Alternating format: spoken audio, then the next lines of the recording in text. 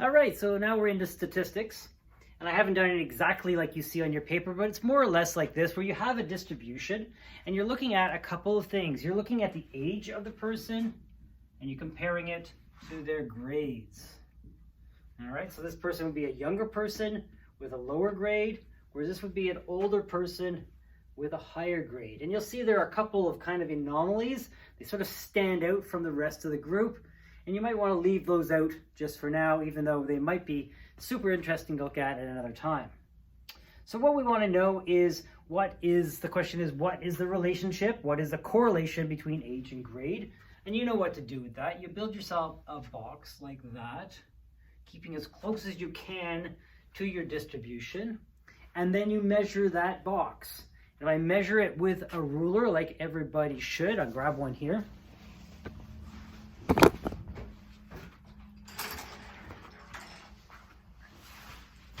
And just measure it. I'll do that in centimeters. And so this is 9 centimeters. And over here we have 30 to there. And then another 37 centimeters. So all you do is measure that box and you follow the formula, which is 1 minus little d over big D. Little d is the little number. Big D is the big number. D could stand for dimension if you want. So let's do it. Let's just turn that into, take our numbers here and insert them. 1 minus 9 over 37. So to make it easier for ourselves, we're going to turn this 1 into whatever is in my denominator. If this happened to be 40 or 50, I would work with that, but it's 37. So I'm going to change the 1 into 37 over 37 minus 9 over 37. And that will give me my relationship between my x and y, or between my small side and my big side. So 37 minus 9 gives me 28 over 37. And then I just divide it to get a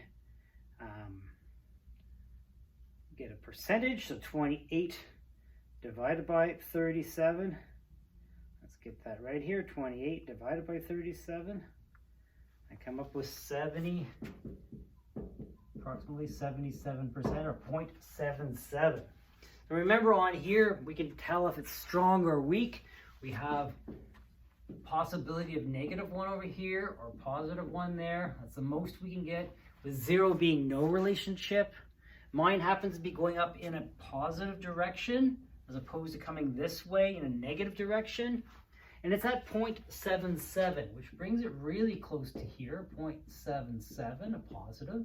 And so I'm able to say that that is a strong relationship, because anything this way or anything that way on my scale tells me it's a strong relationship. Whereas these areas, -0.5 or +0.5, anything in here would be weak relationships. And so I'm able to say it's strong, and because it's going up in this direction, I say it's a positive relationship. So the next question is, and this is the most important part, what does the graph mean? Well, the graph means that as you get older, your grades increase. I'm not sure if this is actually true in real life, but I do say that that is the story behind this graph here. All right. The next question is mean, median, and mode. And we'll just pause so I can put this up on the board. All right, so what we've got here is a list of a distribution, or a relationship between age. This 10-year-old weighs 110, whereas a 16-year-old also weighs 110. And now we're looking for a relationship between them. And actually we're asking for the mean, which is the average of all the numbers for your age and for your weight. Your median, which means your middle number in your distribution, and then the mode, which is your most common number. So the first thing to do in a question like this is take all your numbers in one category, age, and put them in ascending order, which I've done here for age. I start at 10, I work my way to 21, and I can find the mean by adding them all together, and in this case dividing by 10, because there are 10 numbers. So I'll come up for age at 1.52. Median is your middle number, so find your middle line. There are 5 on this side and 5 on that side. So the way to find your middle number is take these two, add them together, and divide by 2. They happen to be the same, so it is 16. And then mode is your most common number in this distribution. There are 3 16s, and so that is my most common number. I did the same thing for weight. I put them in ascending order from 110 to 195. I added them all together and divided by 10 to get my mean, which is 157.10. My median, my middle number, I had to take 156 and 172, divide them by 2, and I got 164. And then my most common number was at the beginning of my distribution, which is 110. So that's where you find mean, median, mode. It's another way of looking at your statistics to see what they have in common. All right, let's look at this next question. All right, I'll pause for a second here to get this on the board. All right, the next 2 probabilities have to do with shapes. The first one has no numbers on it. In fact, I think on your sheet, both of them had no numbers on, but I will teach with numbers for the second one. So the first one, the question is, what's the probability of, say, throwing a dart and hitting in any of this shaded in area? So you take into consideration there are no numbers, so it can't be a numerical answer. You have to give it a descriptive answer, just words describing what the probabilities are. So what could you hit? Assuming you hit the target, what could you hit? And that goes down on the bottom, and that's the big target. Whatever the area of that circle is, we don't know. That's what you could hit. But on the top goes what you want, or like the Spice Girls say, what you really, really want to hit is anything that's in this darkened in area. So you could look at it and say, oh, I would like to hit anywhere within that, I want to say square on your picture. It looks like a rectangle on mine. Anywhere there, except for, I don't want to hit this triangle, minus the triangle, minus the diamond. If you hit within the triangle or the diamond, you don't win. But if you hit any of these other spots, you do. So again, it's just a descriptive answer. I want to hit anywhere in the square except for the triangle that happens to be there or the diamond that happens to be there over the area of that big circle. In the second one here, there should have been a numbers on there, so I'll teach to that. What do you want to hit? That square. And because now it has an area, we can say the area of the square is 2 times 2 is 4. And then we find the area of the circle. To find the area of the circle is pi r squared. Pi is 3.14 times the radius. The radius is half the diameter. The diameter here is 10. So it's 5 squared, which will be 3.14 times 25, which should give you, I believe, 72.5. Let's have a quick look at that. 3.14 multiplied by 25. Now, 78.5. And so you have your answer there, the probability of hitting that little square on that target. Now we have numbers, we can give it a numerical answer. All right, compare that with yours as well. All right, moving right along here. I'll pause to put this up on the board. All right, this one's a bit of a logic question, and it's looking at maps.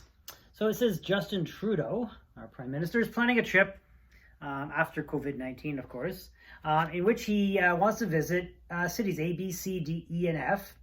He will drive from one city to the next.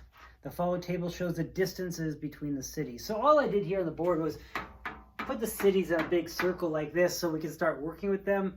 Don't put them in a straight line if you're actually drawing it out, because you'll be doing these funny squiggles and it's hard to see. Make a big, use a full sheet for this, spread out your cities. Says he'll take the shortest route, that's what we're looking for. He'll start in A. A, looking, using a different color now. I don't know if that shows up on there. Maybe I'll go with red. He starts in A. Is that better? Let's have a quick look. Yeah, sure. And he's going to end in A as well. So let's try to find his route, the shortest route for him. It looks like this is tempting to go over here. And it probably is, even though it's 40 to get here as well, it's only 12 to go there. So let's have a look at this. If we take that route and that route and that route, we actually cover all those different things, 40 plus 12 plus 27. You might want to look at a different route here where we take 40 and 12 and 30. You find out that it's about 3 more that way. So you'll try different ways to do this to find your best route. And then you start writing them down. My first route here then is 40 to get to B, then 12, and then 27. And then I'll take this route over here to these other cities, which is 24. And I find myself here at 80 and 10.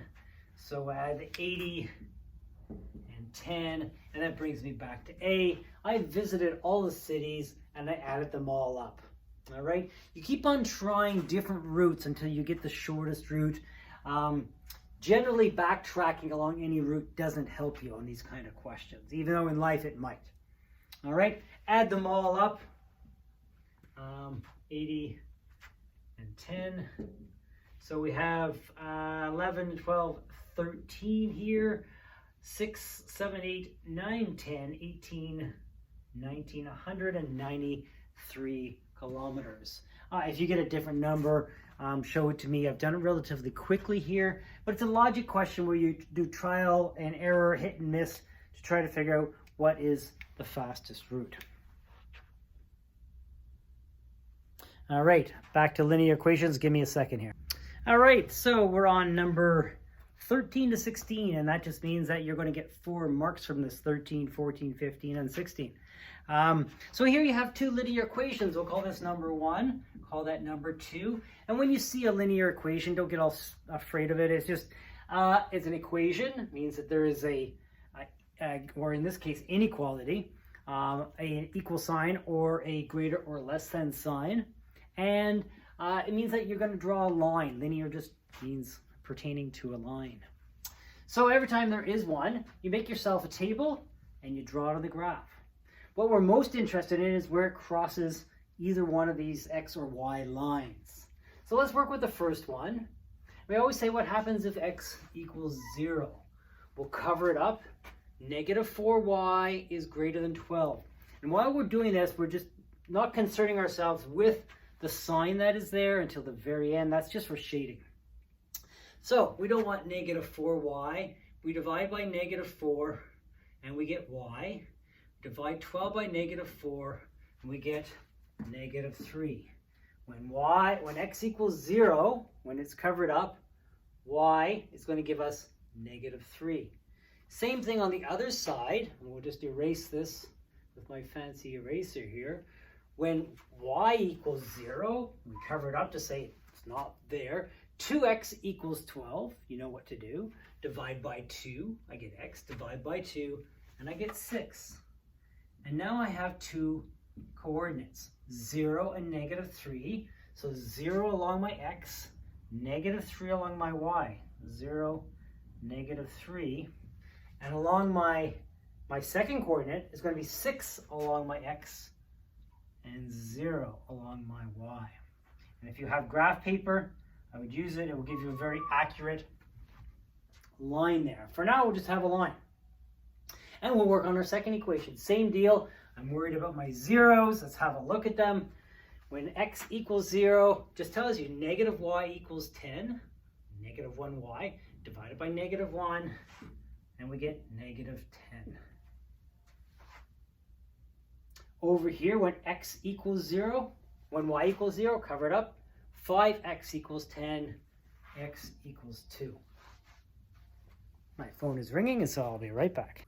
All right, so when we graph this second line here, 0 along my x, negative 10 along my y. Wow, 0 and negative 10. That's a negative 10 down there. Negative 10. I hope you can see that on your screens. 0 and negative 10. And over here, 2 and 0, 2x, 0y. And I bring that line up like that. All right. The last part of this is just shading then. Where is it greater? That's my line number 1. We'll just put a 1 here and a 2 there, so we know. Where is it greater than that line and less than this line at the same time? And that's this space in the middle here. It's less or below that line and greater than that line. And so we shade in that area in the middle. And this tells you greater than, that tells you less than. And that's just for shading, telling you where the answer is, or what I was teaching it, talking about when your dog ran away.